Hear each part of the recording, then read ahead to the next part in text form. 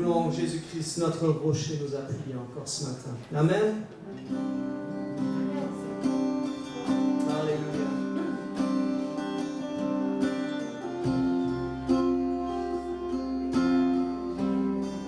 Alléluia.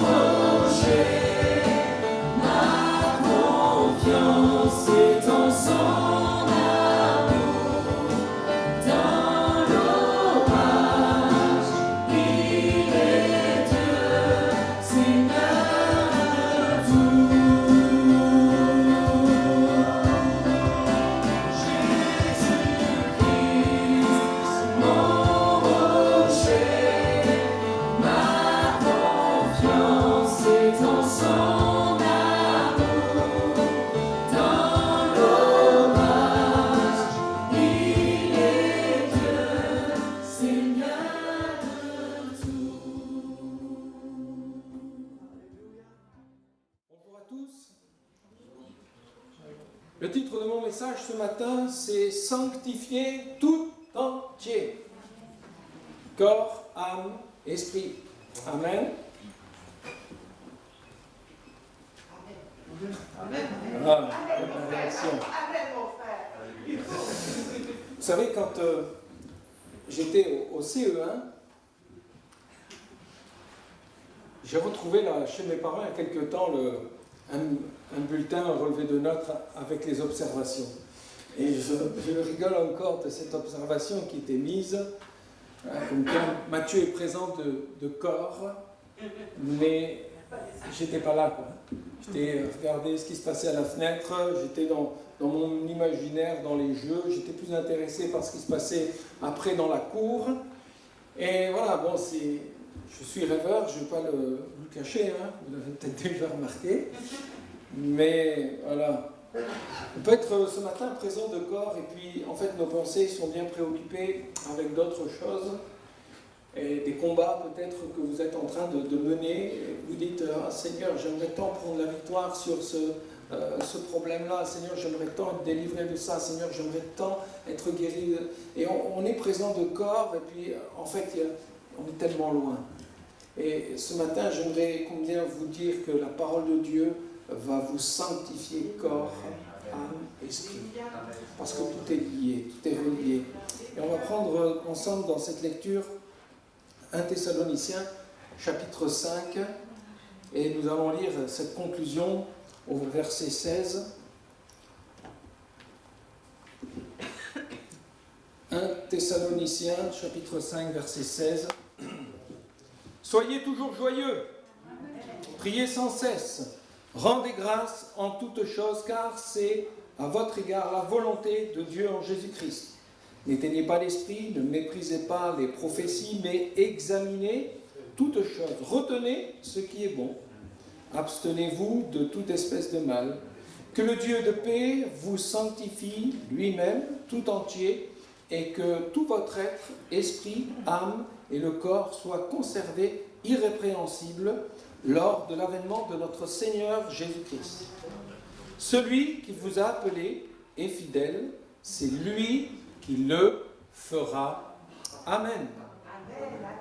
Il y a dans ce verset 23 que nous avons lu, on retrouve la notion de corps, âme, esprit.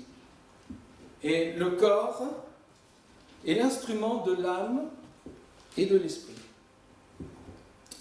L'âme et l'esprit sont quelque part un ensemble, mais il y a le corps, l'âme et l'esprit. Et le corps humain est la maison terrestre quelque part, c'est notre âme siège, habite dans ce corps. Et si on regarde dans 2 Corinthiens au chapitre 5, versets 1er à 4, 1 Corinthiens chapitre 5, on va lire ensemble ces versets.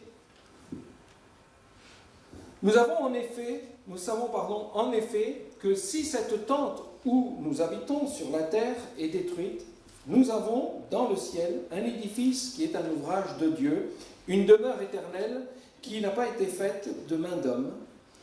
Aussi nous gémissons dans cette tente, désirant revêtir notre domicile céleste, si du moins nous sommes trouvés vêtus et non pas nus. Car tandis que nous sommes dans cette tente, nous gémissons accablés parce que nous voulons non pas nous dépouiller, mais nous revêtir afin que ce qui est mortel soit englouti par la vie. Et celui qui nous a formés pour cela, c'est Dieu qui nous a donné les arts de son esprit. Amen. En grec, dans ce texte ici, la pensée du corps, c'est une tente. Et l'apôtre Paul utilisera cette image d'une tente, d'une demeure temporaire. Une demeure temporaire, une demeure qui ne durera pas. Et nous le savons, je ne vous le cache pas, vous le savez aussi, notre corps est amené à retourner à la poussière. Et quand on regarde aussi en hébreu, la racine hébraïque qui construit le mot tente, c'est sur une racine d'un verbe qui signifie être brillant, briller, dresser une tente qui est vue au loin. Ça ne vous parle peut-être pas maintenant, mais je vous dis qu'il y a ici un message pour la conclusion. Le corps est en contact avec le matériel. Le corps a des exigences, le corps a des besoins. On a tous un jour ou l'autre faim. À un moment donné, on a soif, on a besoin de dormir, il nous faut le sommeil, On a besoin aussi d'oxygène. Il faut respirer, il nous faut de l'oxygène, il nous faut de l'activité. Et il nous faut aussi du repos. On a besoin de l'activité. Quand mon beau-père s'est retrouvé alité pendant 6 mois, quand il a dû se remettre sur ses jambes pour marcher, il avait perdu énormément de musculature. Et nous le voyons quand parfois il nous arrive d'avoir un membre qui est fracturé, qui va rester plusieurs mois dans un plâtre, il faut remuscler toute la jambe. Et c'est comme cela, l'activité est nécessaire. Il y a un besoin, nous avons besoin de bouger, d'être actifs, mais nous avons aussi besoin de repos. Ça, c'est tous les besoins qui sont liés, bien sûr, au corps. Et dans une vue générale, la Bible désigne l'âme comme la partie immatérielle de l'être humain, c'est-à-dire tout ce qui n'est pas physique. L'âme est le siège des émotions, l'âme est le siège des sentiments. Nous y retrouvons au fond de nous l'amour, la haine, la joie, la fidélité, la tristesse, même l'amertume. Prend les sentiments en général. Et nous savons que l'âme est aussi exprimée dans la pensée biblique par le cœur. Le cœur qui est le siège des sentiments. Corps, âme, esprit. L'esprit, c'est le siège de notre conscience. La partie de notre être qui est en relation avec Dieu. Ce qui nous permet d'être en relation avec Dieu, de pouvoir communiquer avec Dieu, c'est par l'esprit que nous avons. Notre conduite et notre comportement sont en lien avec les nécessités de notre corps, les sentiments de notre âme et la réflexion de notre esprit. On ne peut pas dissocier, les trois sont ensemble. Le parfait équilibre a été altéré, nous le savons, par le péché. Le péché a introduit un profond désordre dans l'humanité, dans le cœur de l'homme, dans la vie de l'homme. La corruption est entrée. Et l'homme, dans cette pensée, l'apôtre Paul le décrira très bien dans l'épître aux Romains, au chapitre 1er, versets 21 à 31. Et je vous lis ce verset. « Ils se sont égarés dans leurs pensées, et leur cœur sans intelligence a été plongé dans les ténèbres. » L'homme s'est égaré parce que le péché est entré et il a altéré l'âme, allant aussi jusqu'à détruire le corps et ce qui nous mettait en relation avec Dieu. Le péché a introduit la mort physique. La mort physique est la séparation de notre être immatériel avec notre corps physique. L'âme est séparée du corps. L'âme et l'esprit sont séparés du corps. C'est ce qu'on appelle la mort physique. Le péché a introduit, lui, la mort spirituelle. L'esprit a été comme coupé de cette communion que l'homme avait avec son Créateur. Et c'est pour cela que c'est Dieu qui a dû mettre tout en œuvre pour retrouver ce contact avec sa création. Regardez dans Éphésiens chapitre 2, versets 1er à 5, ce qui nous est dit. « Vous étiez morts par vos offenses et par vos péchés, dans lesquels vous marchiez autrefois, selon le train de ce monde, selon le prince de la puissance de l'air et de l'esprit qui agit maintenant dans les fils de la rébellion. Nous tous aussi, nous étions de leur nombre et nous vivions autrefois selon les convoitises de notre chair, accomplissant les volontés de la chair et de nos pensées, et nous étions par nature des enfants de colère comme les autres. Mais Dieu, alléluia, qui est riche en miséricorde à cause du grand amour dont il nous a aimés, nous qui étions morts par nos offenses, nous a rendus à la vie avec Christ. C'est par grâce que vous êtes sauvés. Alléluia. Oui, si le salaire du péché, c'est la mort, le don gratuit de Dieu, c'est la vie éternelle en Jésus-Christ. Alléluia. C'est là toute la bonne nouvelle de l'Évangile. Nous étions séparés de Dieu à cause du péché, à cause de nos offenses. Mais Christ a tout mis en œuvre pour nous réconcilier avec Dieu le Père. Oui, avant la chute, l'esprit de l'homme l'esprit de l'homme en communion avec son Créateur, avec l'Esprit de Dieu, devait connaître entretenir son âme à la vie et à l'amour qui viennent de Dieu.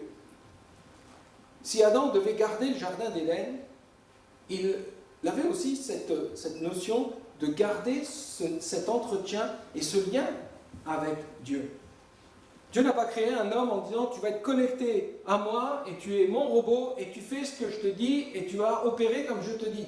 Dieu a laissé le libre arbitre, le choix à Adam et Ève.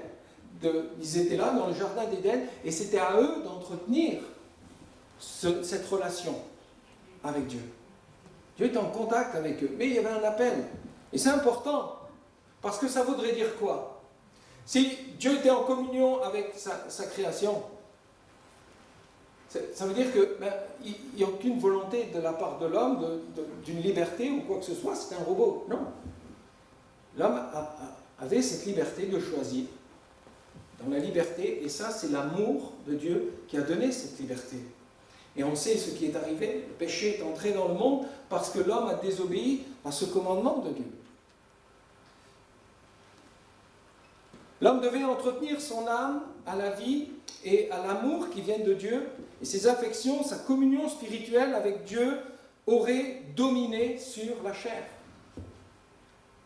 Comme ça qu'il dominait. Et par la chute et le péché a renversé cet ordre établi et l'équilibre a été détruit. Le parfait équilibre est tombé. Et l'esprit de l'homme, privé de l'esprit de Dieu, a été aveuglé par les passions de son âme. Et à son tour, son âme est tombée sous la domination de la chair. L'escalier, esprit, l'âme, le corps. Tout est tombé. Et l'homme a besoin d'être régénéré. Dans l'esprit, dans l'âme et son corps. Il y a une poursuite quand on se convertit, il y a cette communion qui est rétablie avec le Père, avec le Créateur, et nous sommes nés de nouveau, il y a une naissance spirituelle, notre âme est régénérée. Et nous avons cette capacité, non pas de vivre comme nous vivions autrefois, mais de renoncer au péché. L'homme a besoin d'être régénéré par l'Esprit de Dieu en acceptant le salut en Jésus-Christ par la foi. C'est d'accepter Jésus-Christ comme notre Sauveur, comme notre Seigneur. Reconnaître que ce que Christ a accompli à la croix du Calvaire, c'est pour le pardon de nos péchés. Amen. Christ n'est pas mort pour rien. Il est mort pour nous justifier, pour recréer ce lien entre le Père et entre Dieu et sa création. Une personne sans Dieu, on pourrait dire aussi non spirituelle, n'est pas capable de comprendre les voies de Dieu. Cette personne s'appuie sur des émotions, sur des raisonnements, une éducation humaine qui est là. Et souvent, ne croyons pas que tous les gens qui ne sont pas chrétiens, c'est des gens qui sont très mauvais. Vous avez des gens qui ne connaissent pas Dieu et ils ont une certaine intégrité dans ce qu'ils font. Mais ils sont pécheurs par nature et ils ont besoin de rencontrer Jésus-Christ et d'être sauvés. Voyez, on n'est plus connecté avec Dieu, mais l'homme agit selon ses sentiments, selon ce qu'il ressent. Et c'est pour ça qu'il y a eu cette dégringolade, parce que l'homme était quelque part livré à lui-même. Et on sait ce qui est arrivé, parce que quand on lit de la Genèse jusqu'à, maintenant, on voit tout ce qui s'est passé. Mais une personne née de nouveau, régénérée, c'est-à-dire une personne qui a reçu l'Esprit de Dieu, elle est conduite par Dieu, elle vit par l'Esprit de Dieu. L'équilibre a été rétabli par l'œuvre de la croix, par ce que Christ a accompli et par ce que le Saint-Esprit a régénéré et transformé nos cœurs et nos vies. Notre relation, notre communion avec le Seigneur, c'est quelque part ce qui va réguler notre vie. Et je m'explique. Il donne à l'esprit de l'homme la juste prédominance sur l'âme et sur l'esprit. Sur le corps, pardon. Il permet alors leur fonction dans un équilibre à la gloire de Dieu. Comprenez? nous avons été régénérés. On n'est pas redevenus des robots, mais on a cette liberté qui est là, qui nous est donnée du Seigneur, et nous savons encore que nous sommes dans un corps de nature pécheresse. Ce corps qu'on va laisser un jour pour revêtir un corps nouveau. Marchez selon l'esprit et vous n'accomplirez pas les désirs de la chair. Vous savez, notre esprit sera conservé sans reproche s'il reste sous la direction du Saint-Esprit.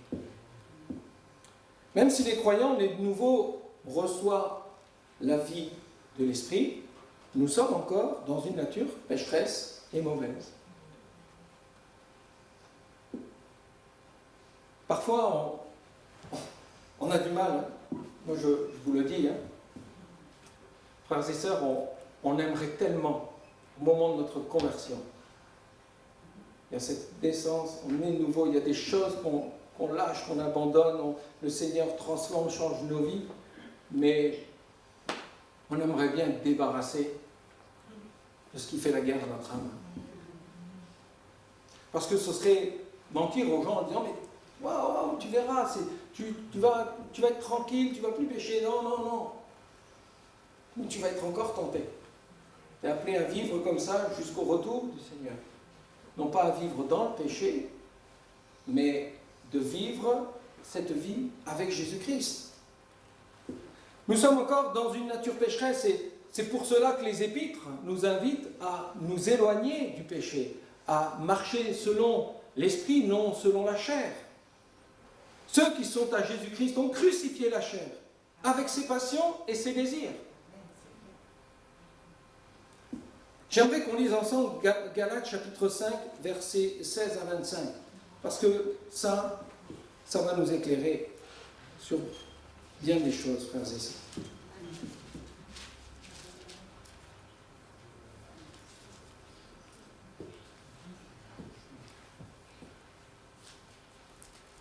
Je dis donc, marchez selon l'esprit et vous n'accomplirez pas les désirs de la chair. Car la chair a des désirs contraires à ceux de l'esprit, et l'esprit en a des contraires à ceux de la chair. Ils sont opposés entre eux, afin que vous ne fassiez point ce que vous voudriez. Si vous êtes conduits par l'esprit, vous n'êtes point sous la loi. Or, les œuvres de la chair sont manifestes. Ce sont l'adultère, l'impudicité, l'impureté, la dissolution, l'idolâtrie, la magie, les inimitiés, les querelles, les jalousies, les animosités, les disputes, les divisions, les sectes, l'envie, les meurtres, l'ivrognerie, les excès de table et les choses semblables.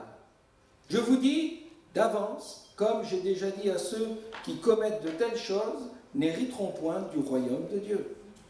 Mais le fruit de l'esprit, c'est l'amour, la joie, la paix, la patience, la bonté, la bénignité, la fidélité, la douceur, la tempérance. La loi n'est point contre ces choses. Ceux qui sont à Jésus-Christ ont crucifié la chair avec ses passions et ses désirs. Si nous vivons par l'Esprit, nous marchons selon l'Esprit.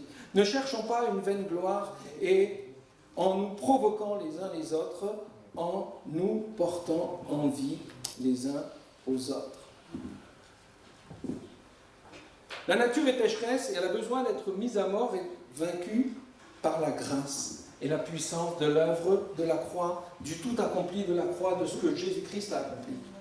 Et ce Galates chapitre 2, verset 20, où l'apôtre Paul dira « J'ai été crucifié avec Christ, et si je vis, ce n'est plus moi qui vis, mais Christ qui vit en moi. Si je vis maintenant dans la chair, je vis dans la foi au Fils de Dieu qui m'a aimé et qui s'est livré pour moi. » Frères et sœurs, ce n'est pas de la poésie, ce n'est pas de la philosophie, ce n'est pas de l'art oratoire, ce que l'apôtre Paul est en train de dire. C'est une déclaration de victoire. Et c'est un principe et c'est une réalité de vie. Le désir de la chair, c'est le penchant de l'âme et les besoins du corps qui nous font la guerre. Et à travers ce processus de renoncement à soi-même et d'abandon à l'œuvre sanctifiante de l'Esprit, nous ne sommes plus sous sa puissance. Il faut mettre notre foi dans le tout accompli de la croix. Frères et sœurs, résumons pas seulement les œuvres de la chair à l'impudicité. Elles en font partie. Mais l'apôtre Paul parle aussi de la jalousie, la convoitise, de toutes ces choses qui sont là. Et si on reprend un peu ce qui est arrivé à Caïn et Abel. Caïn et Abel, Caïn va jalouser son frère. Il va être fâché contre son frère. Il va convoiter la bénédiction, la faveur que l'Éternel va donner sur son frère. Il y aura une jalousie qui va mener jusqu'au meurtre. Et ça se passe à un moment où ils vont apporter leur offrande à l'Éternel. Ils n'étaient pas en train de se crêper le chignon sur un champ, sur quelque chose où ils travaillaient ensemble, sur un terrain. Ils étaient dans une action de rendre un culte à Dieu. Et voyez ce qui a été amené. La chair, c'est bien souvent ce qui va vouloir, comment dire, le moi qui ressort.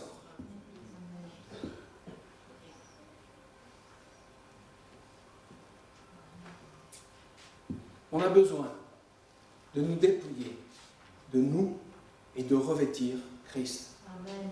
Les sentiments, quand l'apôtre Paul dira « Ayez les sentiments qui étaient en Jésus-Christ », de sa personne, d'en être imprégné.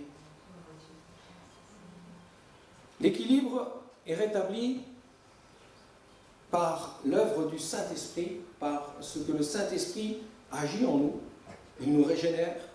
C'est lui qui communique les bénédictions qui viennent du Père et du Fils.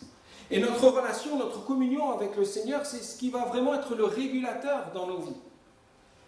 Et je m'explique. Il donne à l'esprit de l'homme sa juste prédominance sur l'âme et sur le corps. Parce que je vais être connecté, parce que je vais aspirer aux choses d'en haut, parce que je vais être connecté avec mon Seigneur, je vais pouvoir dire non. Amen.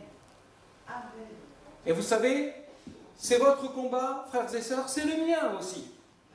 Pas aucune prétention, je suis sur la chair, je suis ici, par exemple sur l'estrade à vous prêcher, mais je ne suis pas mieux qu'un autre. Hein. Et mes combats, vous avez aussi vos combats.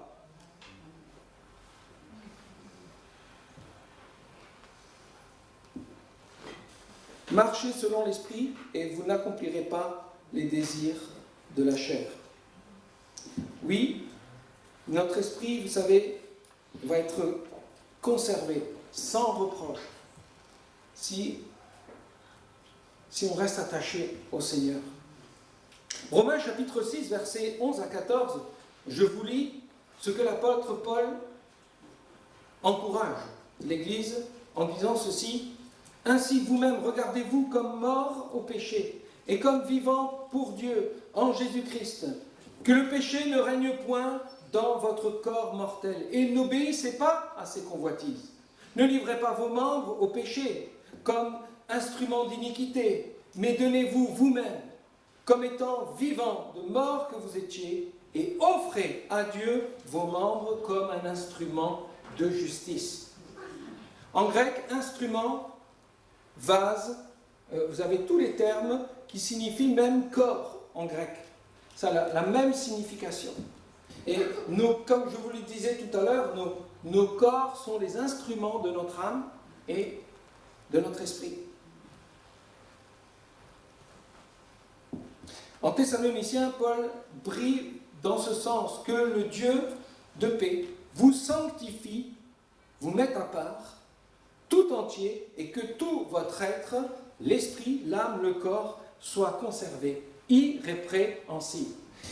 C'est important tout ça, parce que vous savez, depuis bien la naissance de l'Église, il y a tout un tas de fausses doctrines qui sont venues se mettre en place. Et ça a été compliqué, parce qu'à un moment donné, vous avez certains qui disaient « Waouh, mais de toute façon, comme l'âme, l'esprit sont amenés à être dans l'éternité avec Dieu, eh bien, on sait que nous vivons dans une nature pécheresse. Alors continuons de vivre comme nous vivions autrefois, et puis quand nous en mourrons, nous repartirons, et puis nous aurons, connaîtrons la résurrection, etc. » Et il y avait ces enseignements où les gens vivaient n'importe comment. Et non. Il y avait aussi cet enseignement qui a amené où il fallait faire souffrir son corps. Alors on mettait des sangles avec des pointes pour se lacérer même le corps, pour s'amener se faire du mal au corps, justement pour essayer de gagner le salut. Il faut prendre soin de son corps.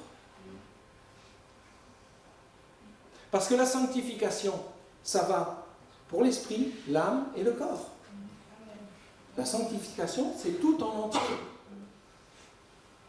Quand on va être connecté avec le Seigneur, les sentiments de nos cœurs vont être conduits comme le Seigneur le veut. Le fruit de l'esprit va sortir de nous, de nos vies. Et ça va se voir sur le corps. Et quand je parle du corps, c'est de nos actions, c'est de ce que nous allons faire, ce que nous allons être, ce que nous allons dire. Tout va se reporter. Certains disent, oui, pasteur, vous savez, l'exercice physique, l'apôtre Paul disait qu'il valait mieux la piété que l'exercice physique. C'est important d'entretenir son corps. Parce que l'apôtre Paul, s'il n'encourageait pas en disant « allez vous entraîner comme les athlètes dans les arènes », en tout cas, le frère, quand il se déplaçait pour aller prêcher l'évangile, il était sportif. Parce que tous les chemins qu'il a traversés, c'était un sacré marcheur. Donc l'activité, souvent certains utilisent ça en voulant se dédouaner de l'activité physique. L'activité physique est utile à peu de choses. Dans la pensée, c'est que nous ne cherchons pas à performer pour se glorifier dans l'activité physique. Nous avons besoin de l'activité physique. Mais dans des points importants, frères et sœurs, c'est d'avoir cette relation avec le Seigneur. Et par nos vies, de pouvoir communiquer, de pouvoir transmettre ce que Christ a fait pour nous. Notre esprit a besoin, d'être nourri de la parole de Dieu. Notre esprit a besoin d'être en relation avec la parole de Dieu, d'être nourri de la parole de Dieu, et notre esprit aussi a besoin d'être dans une relation suivie avec Dieu au travers de la prière. Nous avons besoin de la prière. Si on se prive de la parole de Dieu, si on se prive de la prière, qu'est-ce qui va se passer? Ça va être les sentiments de notre âme, les désirs charnels qui vont venir et qui vont prendre le dessus. Et je l'ai remarqué pour ma part aussi, dans ma vie. À un moment donné, tout va bien, Seigneur, voilà. Et puis un matin, paf, on part sur nos activités, puis on délaisse la parole de Dieu, on ne prie pas, et puis on se laisse plus conduire par nos propres sentiments, qui sont parfois juste pour notre intérêt personnel, et on finit après qu'on n'est même plus capable de pardonner à quelqu'un, on n'essaye même plus de régler ses histoires et ses problèmes, parce qu'on n'est plus connecté avec ce que le Seigneur y veut, on ne se laisse plus imprégné aussi par le Saint-Esprit qui nous convainc de péché, qui nous montre « il y a ça qui ne va pas », on finit par s'auto-justifier de tout ce qu'on fait. On peut être présent avec des personnes, être là, Seigneur, on est ensemble dans l'église, mais on ne se parle pas dans la vraie vie. À l'extérieur, non. On ne communique pas, on ne règle pas des histoires, des problèmes, on garde de la rancune. Et ça, c'est des choses qui s'imprègnent quand on délaisse, tout doucement, la parole de Dieu et du temps dans la prière. Parce que la parole de Dieu, c'est un miroir. Elle va nous confronter à nous-mêmes. Elle va nous montrer ce qu'on est. Et c'est ce qui va nous amener à nous repentir. Et le Seigneur ne veut pas nous juger. Encore ce matin, j'apporte aucun jugement, juste vous dire que le Seigneur veut que nous puissions plier les genoux devant lui, reconnaître notre péché, demander pardon, laisser le Saint-Esprit prendre le contrôle de vos vies, de vous amener à vous ployer, à vous plier devant le Seigneur et de dire « Seigneur, règne sur ma vie ». Si nous sommes nourris de la parole de Dieu, si nous sommes dans cette relation avec le Seigneur dans la prière, si nous sommes conduits par le Saint-Esprit, ainsi notre âme exercera les sentiments et les émotions conduits par l'amour de Dieu. Notre corps sera tenu dans la sobriété, en reflétant au sein des ténèbres la lumière. Frères et sœurs, le premier témoignage que nous apportons autour de nous, on le fait par notre corps. Ce que nous sommes, ce que nous faisons.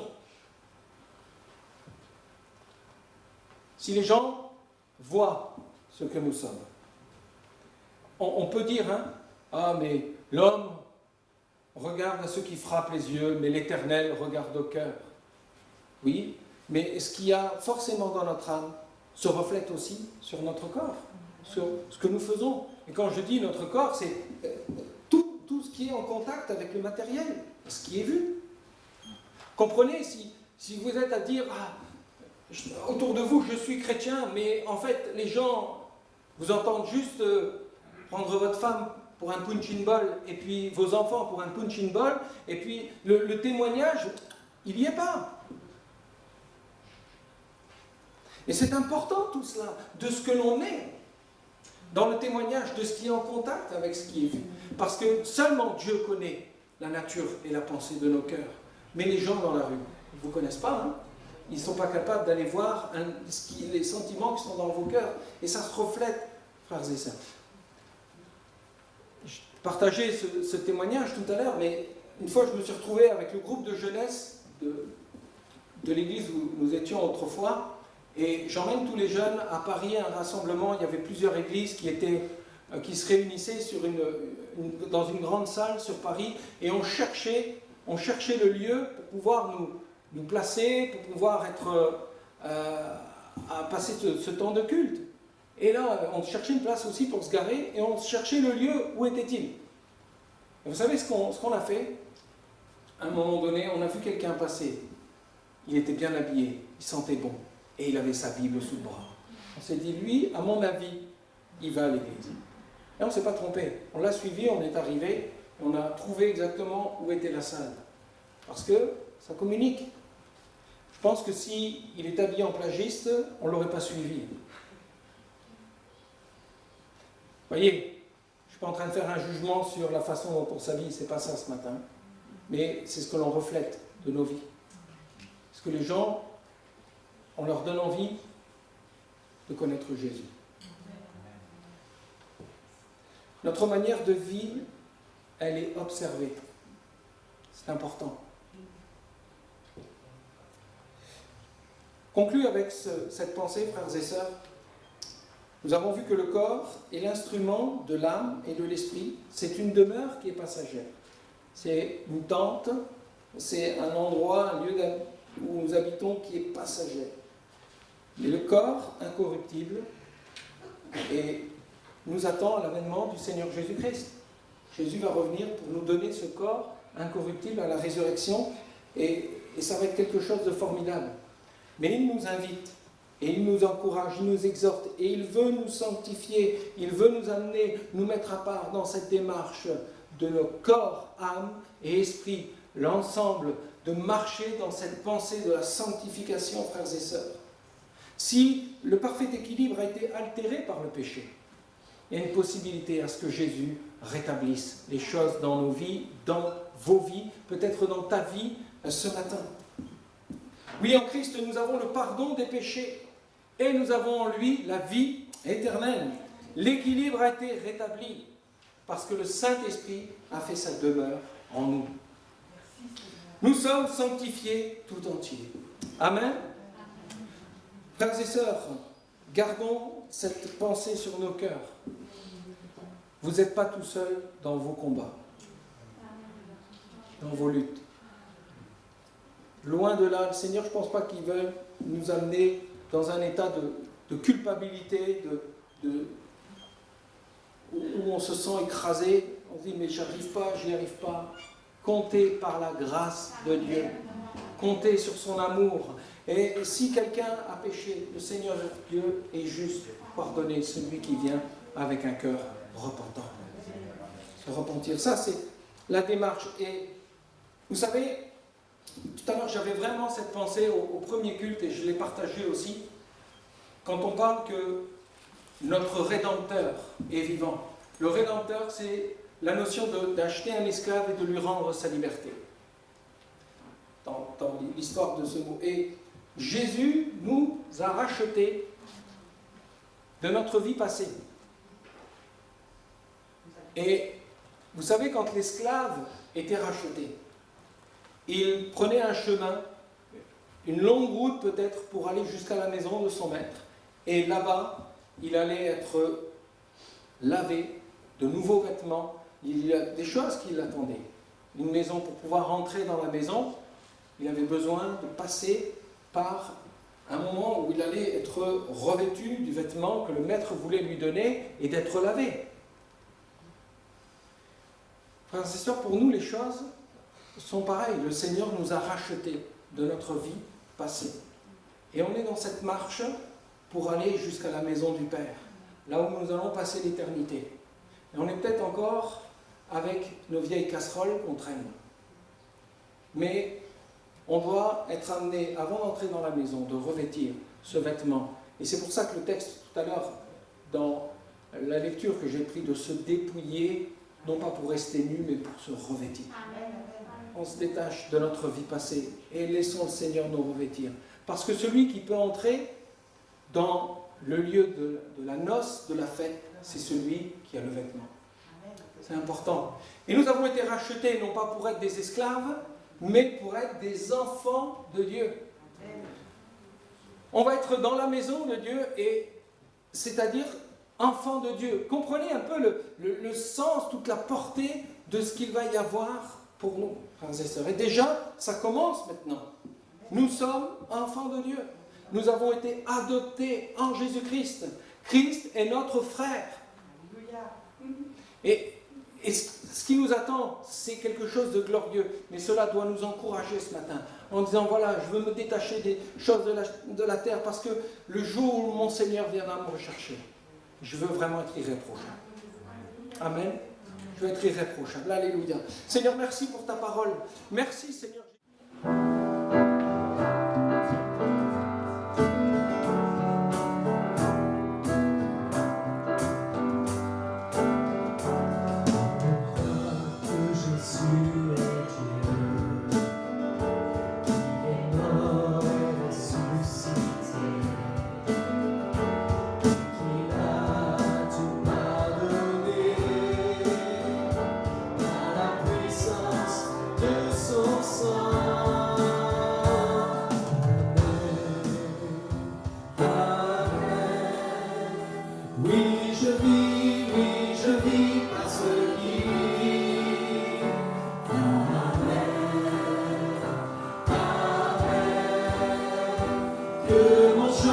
Soit une louange éternelle, parce qu'il